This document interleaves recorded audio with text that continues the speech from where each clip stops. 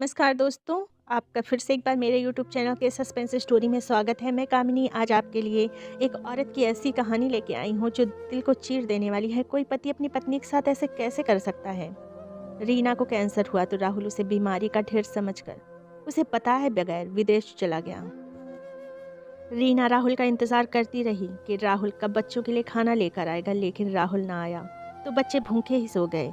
रीना की हालत इतनी बुरी होती गई कि वह चलने फिरने के लिए भी मोहताज हो गई और बच्चे लोगों के घरों में झांकते रहते कि कोई कहीं से कोई रोटी मिल जाए। इस तरह 5 साल गुजर गए। अब तो राहुल को लगा कि रीना तो कब की मर चुकी होगी। वह हिंदुस्तान वापस लौट आया और जैसे ही घर में कदम रखा तो उसकी आत्मा कांप गई। अरे, तू अभी तक बिस्तर तोड़ रही है? तुझे कितनी बार कहा है कि मेरे आने से पहले गर्मा गर्म चपाती तवे पर डाल दिया कर। एक तो थका हारा काम से घर आता हूँ, सारा दिन का भूखा होता हूँ, होटल से भी कुछ लेकर नहीं खाता कि जो पैसे बचेंगे उससे तुझे और तेरी इन निकम्मी औलादों का पेट भरूं, खाना खिलाऊं। और तू है कि तुझे मेरी फिक्र ही नहीं। जब देखो बिस्तर पर पड़ी रहती है। यह नहीं कि पति घर आ रहा है, इससे पहले कुछ खाना ही बना दूं। राहुल गुस्से के मारे बिफरा हुआ उसके सर पर खड़ा था, मगर रीना को तो इस कदर तेज बुखार था कि वह अपने मुंह से कुछ बोल भी नहीं पा रही थी। उसका चेहरा बुखार की वजह से लाल हो रहा था और होंठ कपकपा रहे थे। वह कुछ कहना चाहती थी मगर कह नहीं पा रही थी। राहुल की आज ठेकेदार ने बहुत बेइज्जती की थी और वह उधर से ही बिलबिलाया हुआ घर आया था। एक तो इस कदर गर्मी थी कि प्यास से उसकी बुरी हालत थी। वह तेज तेज कदम उठाता हुआ घर की तरफ चला गया। रास्ते में कोई रिक्शा भी नहीं किया कि अगर रिक्शा ले लिया तो घर में लकड़ियां कैसे जलेंगी। जब तक घर पहुंचा तो प्यास से बेहाल हो चुका था। घर में जाते ही उसने सबसे पहले आंगन में रखे हुए कच्ची मिट्टी के घड़े को देखा। पास ही स्टील का गिलास पड़ा था। उसने फौरन घड़े को उठाकर उल्टा किया ताकि पानी पी सके, मगर यह क्या, घड़ा तो खाली था। यह देखकर तो वो और तप चुका था। कैसी औरत है यह रीना, जिसने अभी तक घड़ा ही नहीं भरा था। वह गुस्से से बिलबिलाता हुआ स्टील का गिलास उठाए कमरे में चला गया और जोर से गिलास फर्श पर दे मारा। बच्चे जो माँ के पास बैठे थे कांप उठे, जब कि रीना बिस्तर पर ही पड़ी रही। शोर की आवाज़ सुन तो उसका दिल भी दहल चुका था, मगर हिम्मत ही कहाँ थी जो कुछ बोल पाती। राहुल उसे बातें सुनाए जा रहा था, उसे लापरवाह और कामचोर जैसे शब्दों से पुकार रहा था, मगर वह तो जैसे बेहोशी की हालत में यह सब सुनती जा रही थी। वह खुद ही आंगन में आया और नल से पानी निकालकर पीने लगा। अभी तक रीना अपने बिस्तर से नहीं उठी थी और यह बात उसे और भी गुस्सा दिला रही थी। वह वहीं आंगन में खड़ा अपने सर पर ठंडा पानी डालते हुए चिल्लाता रहा। वह गाली देते हुए कहने लगा कि अरे, 1 मिनट में रुककर तूने अगर मुझे खाना न दिया तो देखना मैं तेरा क्या हाल करता हूँ। राहुल की बड़ी बेटी, जिसकी उम्र 14-15 साल थी, बाप की इस धमकी को सुनकर वह कांप उठी।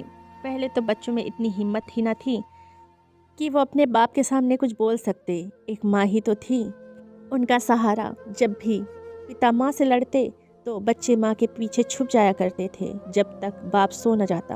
वह अपनी जगह से हिलते भी नहीं थे।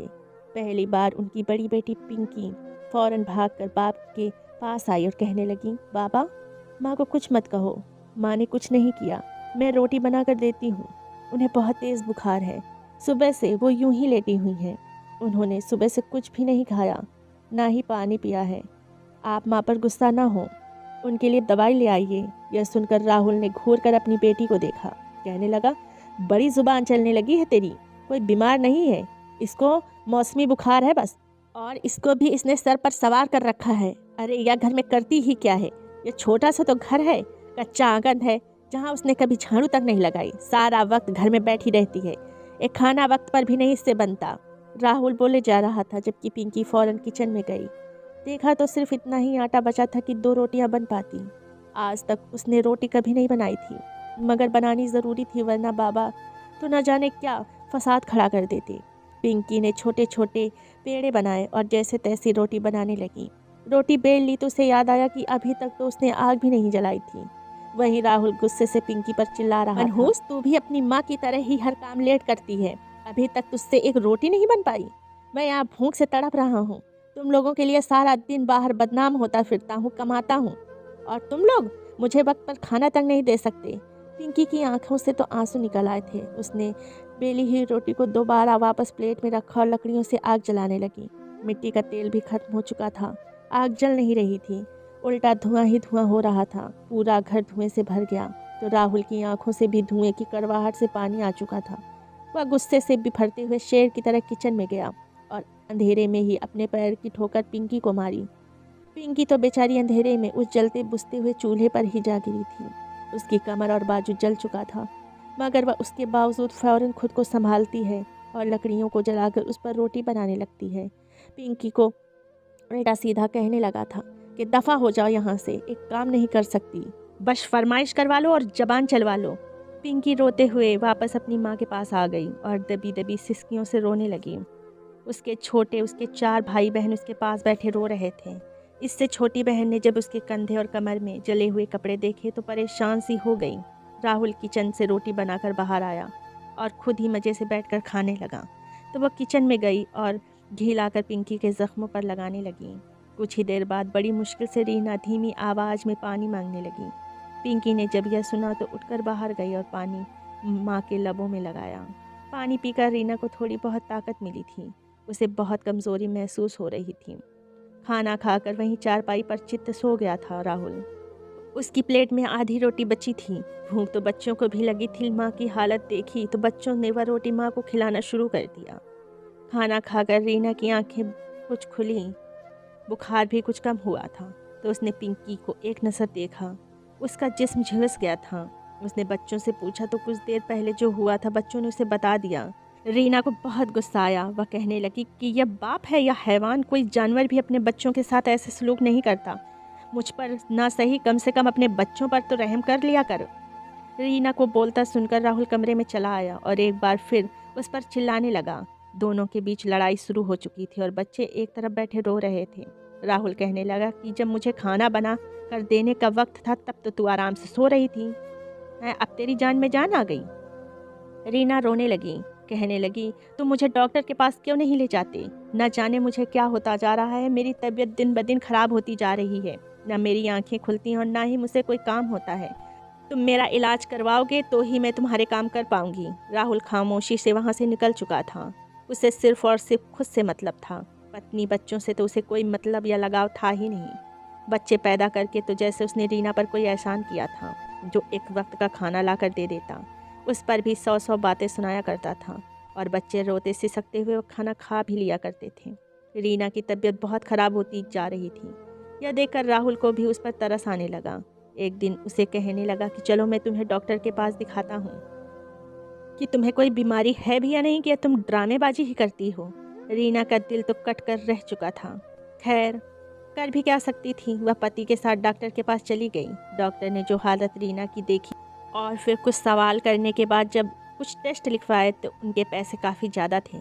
राहुल ने तो हाथ उठा दिए थे। कहने लगा मेरे पास इतने पैसे नहीं हैं जो तुम्हारे ऊपर लगाता फिरूं। गले में जो लॉकेट पहना है उसे उतार, उसे ही बेचकर कुछ पैसे लाता हूँ, फिर तेरा टेस्ट करा दूंगा। रीना की माँ की निशानी थी, मगर अब तो क्या हो सकता था। वह अस्पताल में मौजूद थे, इसलिए उसने वह लॉकेट उतार कर अपने पति को दे दिया, जिसे बेचकर रीना के टेस्ट करवाए गए। जब टेस्ट की रिपोर्ट आई तो रीना घर पर ही मौजूद थी। राहुल खुद ही टेस्ट की रिपोर्ट लेने गया था, तो डॉक्टर ने जो बातें उसे बताई उसे सुनकर तो उसकी रूह कांप गई। डॉक्टर कहने लगा कि रीना को कैंसर है, आपको जल्द से जल्द उसका इलाज करवाना शुरू कर देना चाहिए, वरना इसकी जान को खतरा हो सकता है और फिर हम आपकी कोई मदद नहीं कर सकेंगे। सब डॉक्टर की सलाह लेने के बजाय डॉक्टर ने उसे दवाई की पर्ची दे दी। वह सारी दवाइयाँ 15 से 20 हज़ार के बीच थीं। उसने डॉक्टर से दवाइयों की पर्ची ले ली और अस्पताल से बाहर निकल आया। वह कांप रहा था, भले ही वह जरा गुस्से में तेज़ था और रीना को बातें सुनाया करता था, मगर जो भी था वह उसकी पत्नी थी।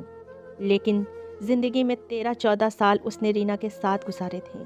शक्ल सूरत की वह बहुत ही अच्छी थी, मगर जब से यह बीमारी उसे लगी थी उसका रंग सांवला सा होता चला जा रहा था। वह काफ़ी कमज़ोर और हर वक्त बुझी बुझी सी रहने लगी थी। पहले जैसी रौनक उसके शरीर में कहाँ बची थी। और जिस मुसीबत की चक्की में वह पिस रहे थे, ऐसी हालत में भला किसे प्यार मोहब्बत याद रहता है। खैर डॉक्टर ने जो इलाज का बिल उसे बना कर दिया था, वह तो अगर अपने घर को बेच देता, अपनी सारी जमा पूंजी पत्नी का जेवर तक लगा देता, फिर भी कैंसर का इलाज नहीं करवा सकता था। दवाइयों का खर्चा अलग था और फिर जो अस्पताल में जाकर खर्चे होते हैं वो अलग थे। यह सोच सोच कर राहुल एक नतीजे पर पहुंचा और उसने वो दवाई का पर्चा वहीं फाड़ कर कचरे के डिब्बे में फेंक दिया और घर चला आया। ऐसे करते हुए से न तो शर्म आई थी और ना ही उसकी रूह कांपी थी। घर आया, रीना उसके इंतज़ार में बैठी थी। आज उसकी तबीयत कुछ ठीक थी। उसने उसके आने से पहले ही खाना तैयार कर लिया था। राहुल घर आया तो उसने सबसे पहले उसे गरम गरम खाना दिया और कहने लगी कि राशन खत्म हो चुका है, तुम कल राशन ले आना, तो मैं खाना बनाती रहूँगी।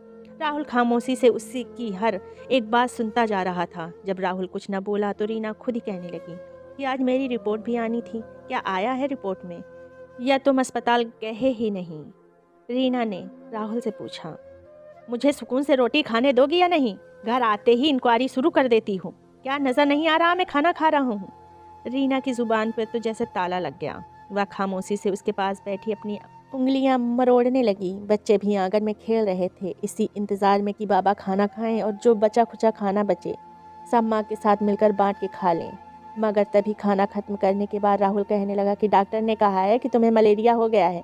यह छोटी सी शीशी तुम्हें पीने को दी है। कह रहा था कि एक ही सांस में बगैर पानी के पी जा, तेरी बीमारी ठीक हो जाएगी। रीना ने भी सुख की सांस ली कि अगर ऊपर वाले का धन्यवाद कहा। कोई बड़ी बीमारी नहीं निकली। राहुल ने अपनी जेब से मलेरिया की दवा निकाली और निकाल कर रीना को दे दी और कहा, ये पी ले, ठीक हो जाएगी। रीना ने भी खामोशी से सर हिलाया और वह दवाई ले ली। कई दिन से राहुल अपने एक दोस्त के साथ मिलकर दूसरे देश जाने के चक्कर में था। किसी ने उसे बताया था कि एजेंट लंदन में मजदूरों को वहाँ पर काम दिलाता है। वहाँ पर बहुत काम है और उन्हें अच्छे खासे पैसे मिलते हैं। उसने अभी तक रीना को कुछ नहीं बताया था। यही सोचा था कि जब सब कुछ पूरा हो जाएगा तभी अपनी पत्नी को बताएगा। मगर अब जब उसने रीना की बीमारी के बारे में सुना तो उसने बताने का फैसला बदल लिया। उसके पास जो भी जमा पूंजी थी वह सब उसने अपने दोस्त के यहाँ रखवा दी। वह जो भी कमा रहा था उसमें से ज़्यादातर पैसे बचाता था ताकि लंदन जाने के लिए कुछ पैसे रख सके। उसका टिकट और वीज़ा दोनों ही फ्री थे। एक शाम जब वो परेशान हालत में अपने दोस्त के घर गया तो वहीं उसे यह खुशखबरी मिली कि उसकी नौकरी लंदन में लग चुकी है और कुछ ही दिनों के बाद तुम्हें लंदन जाना है। यह सुनकर राहुल की खुशी का कोई ठिकाना ही नहीं रहा। घर में राशन खत्म था। उसने रीना को थोड़ी बहुत ही राशन ला कर दी थी। कहने लगा कि मेरे पास पैसे नहीं हैं, इसी पर गुजारा करो। मजबूरन रीना भी चुप हो जाती कि पति के पास जब पैसे ही नहीं है तो भला क्यों वह अपने पति को तंग करे। वह खुद भूखी रह लेती और बच्चों को आधी आधी रोटी करके खाने को दे दिया करती थी ताकि वह भूखे ना रह सके। एक दिन सुबह सुबह राहुल उठा तो बहुत ही खुश था। नए कपड़े पहनने तैयार हुआ। रीना उसे ध्यान से देख रही थी। कहने लगी, क्या बात है राहुल, आज तो बहुत खुश लग रहे हो, तैयार हो रहे हो। ऐसे तो तुम कभी भी किसी त्यौहार पर भी नहीं तैयार होते। यह सुनकर राहुल फौरन एक नज़र रीना पर डालकर कहने लगा, आज ठेकेदार के यहाँ पार्टी है, हमें बुलाया है, इसलिए हम पहले पार्टी करेंगे, उसके बाद काम करेंगे। रीना खुश हो गई। फिर कहने लगी, मेरी और बच्चों की तरफ भी ध्यान कर लेना, घर में राशन बिल्कुल ख़त्म है। आज रात आप राशन लेके आओगे तभी मैं खाना बना पाऊँगी, नहीं तो सब भूखे सोएंगे। यह सुनकर राहुल कहने लगा, फिक्र मत करो, मैं आज राशन ले आऊँगा। यह सुन रीना संतुष्ट हो गई, मगर ना जाने क्यों उसे दाल में कुछ काला सा लग रहा था। खैर, राहुल ने एक नज़र रीना पर डाली और फिर बच्चों को देखा। वह घर से बाहर निकल चुका था। बच्चे यही समझ रहे थे कि बाबा मजदूरी करने गए हैं। रीना का भी यही अंदाज़ा था कि पति शाम को राशन लेकर आएंगे, मगर उसे कहाँ खबर थी कि पति तो उसे हमेशा हमेशा के लिए छोड़कर लंदन जा रहे हैं। राहुल अपने दोस्त के साथ लंदन जा चुका था, मगर इधर रात हो चुकी थी। हर तरफ अंधेरा फैल रहा था और राहुल अभी तक घर नहीं आया। बच्चों ने पूरे दिन में कुछ नहीं खाया था। भूख से उनकी हालत बुरी हो रही थी। बार बार माँ से सवाल करते, बाबा कहाँ रह गए, पहले तो कभी इतनी देर नहीं लगाते थे, सांझ से पहले घर आ जाया करते थे। रीना भी परेशान थी। बार बार वह खांसते हुए गली के बाहर जाकर देखती। सभी मजदूर जो इसी गांव में रहते थे वह सब तो वापस आ चुके थे, मगर आज न जाने क्यों राहुल नहीं आया था। उसकी तो कोई खबर भी नहीं थी। मजबूरन रात को बच्चों को भूखा ही सोना पड़ा। बच्चे तो भूख से सो गए, जबकि रीना के दिमाग में कई सवाल आ रहे थे। आज से पहले तो ऐसा कभी नहीं हुआ था कि राहुल घर ना आया हो। पहले तो उसे परेशानी हुई कि कहीं राहुल को कोई नुकसान न पहुंचा हो, मगर जब उसने महेश से पूछा कि राहुल कहाँ है, वह रात को घर वापस नहीं आए, तो वह कहने लगा कि पता नहीं, कल तो वो काम पर भी नहीं आया था, बल्कि कल ही ठेकेदार से बात करके काम छोड़कर जा चुका है। कह रहा था कि मुझे एक और जगह अच्छा काम मिल गया है, हमसे भी बहुत नखरे से बात करता हुआ चला गया। यह सुनकर तो रीना के हाथ पांव ही फूल गए थे कि आखिर उसका पति कहाँ जा सकता है, वह भी बगैर बताए। बच्चे भी भूख से तड़फ रहे थे। पड़ोस की औरतों ने उसे कुछ खाना दे दिया। उसने थोड़ा बहुत खुद खाया और बाकी अपने बच्चों को खिला दिया। मगर उसे परेशानी हो रही थी कि आखिर राहुल जा कहाँ सकता है। वहीं दूसरी तरफ लंदन में राहुल की अच्छी नौकरी लग चुकी थी। कर तो वहाँ भी वो मज़े ही रहा था, पर उसे कम मेहनत पर ज़्यादा पैसे मिल रहे थे। वह खुश था, उसके पास अच्छे खासे पैसे आ रहे थे, जबकि यहाँ उसके बच्चे भूख से बिलख रहे थे। बच्चों की भूख से यह हालत हो गई थी कि पड़ोस के जिस घर में भी वह खाने की खुशबू सूंघते, उस घर में झांकने लगते कि शायद किसी को उनकी शक्लों पर रहम आ जाए और तरस खाकर ही वह कुछ खाने को उन बच्चों को दे दें।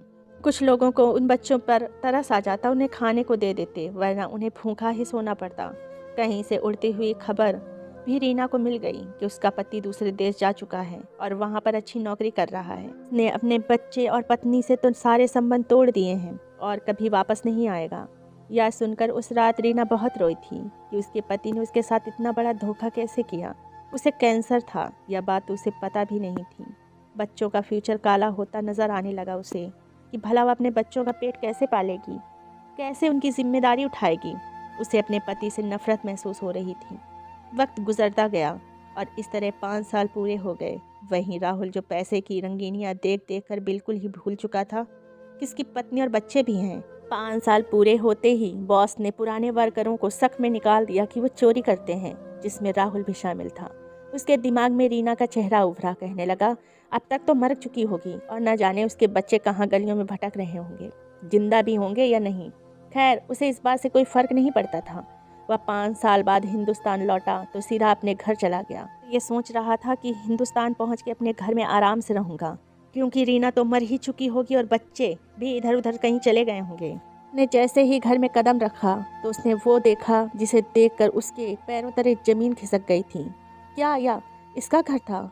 इसका घर तो कच्चे आंगन वाला था, खुली सी जगह थी और सिर्फ एक ही कमरा बना हुआ था, वह भी मिट्टी और ईंटों का। उसकी तो इतनी हैसियत भी नहीं थी कि कमरे पर प्लास्टर करवा सकता, मगर यहाँ तो फर्श पर मार्बल लगा हुआ था।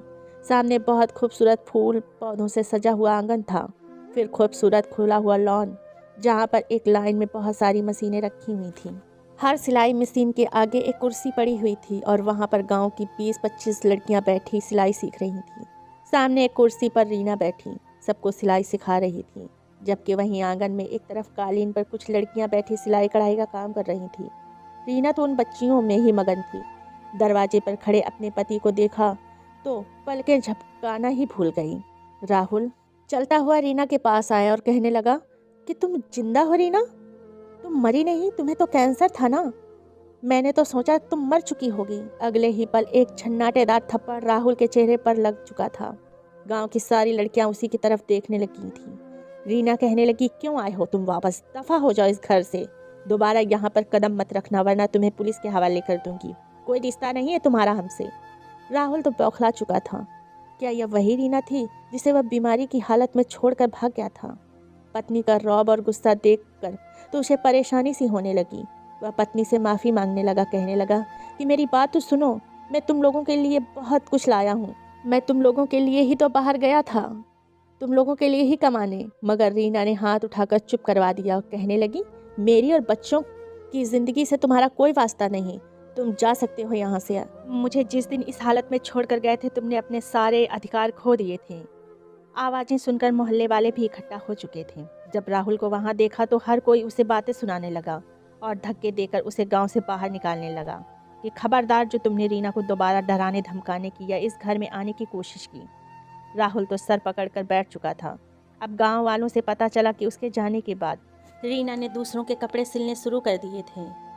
वह इस कदर अच्छी सिलाई करती कि गांव की लड़कियां उसके पास कपड़े सिलाई कराने आने लगीं। एक दिन अनाथ आश्रम से एक मैडम भी उसके पास आई और उसे अपने अनाथ आश्रम में सिलाई सिखाने वाली टीचर के तौर पर रख लिया। वह हफ्ते के 6 दिन वहाँ पर सिखाती और फिर इतवार अगले दिन गांव की बच्चियों को सिलाई सिखाती। उसके बच्चे बड़े स्कूलों में पढ़ने लगे। रही बात कैंसर की, तो वह खुद भी उसके जिस्म से ख़त्म हो चुका था। भगवान को भी उसके ऊपर तरस आ गया था, लेकिन उसके खुद के पति को उस पर तरस नहीं आया था। जिस कदर उसने भूखे रहकर मेहनत की थी, उसके जिस्म में मौजूद कैंसर के सारे कीटाणु खुद ब खुद ख़त्म हो गए। अब राहुल पछता रहा था। लंदन जाने का भी सवाल पैदा नहीं होता था, क्योंकि उसकी नौकरी छूट चुकी थी। वह अक्सर काम में हेरा फेरी कर दिया करता था, जो बात उसके बॉस को पता चल गई थी। इसीलिए उसने राहुल को अपनी कंपनी से निकाल दिया था। राहुल को अपने कर्मों की सजा मिल चुकी थी। क्योंकि पति पत्नी का रिश्ता इस तरह नहीं होता कि आप उसे मुसीबत में छोड़कर भाग जाएं। पति पत्नी का रिश्ता तो रिश्ते को निभाने के लिए होता है, सुख दुख में साथ देने के लिए होता है, ना कि मजबूरी में पत्नी को छोड़कर भाग जाने के लिए। अगर कहानी पसंद आई हो तो चैनल को सब्सक्राइब कीजिएगा, वीडियो को लाइक कीजिएगा और कमेंट में बताइए कहानी आपको कैसी लगी।